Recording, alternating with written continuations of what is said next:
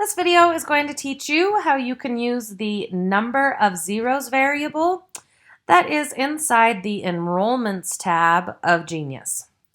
So the first thing we need to do is get our enrollments. I'm going to filter for my students who have between a 30, actually let's say a 20 and a 49. So I'm going to get those students. I have 16 students who match that criteria. I'm going to come over and click on emails. Then once I'm in emails, for the purpose of the video, I went ahead and typed out my message.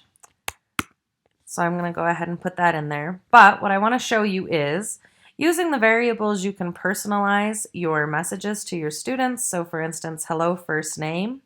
The variables are over here in this drop-down window, and we have all kinds of them available to us.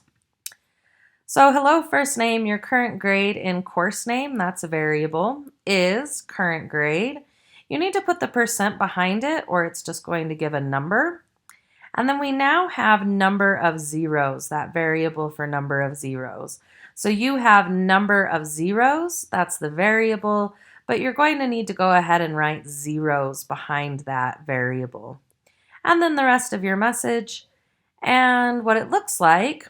If we click Update Sample down here, we can see what our message is going to look like to the student. So we can see here, hello, your current grade in this course is, you have this many zeros. When I send a zeros message, I always remind the students that they can be made up at any time for full credit, and that it's very important to do that because it will often dramatically improve the grade. The other thing I like to do is insert, copy, paste a little meme.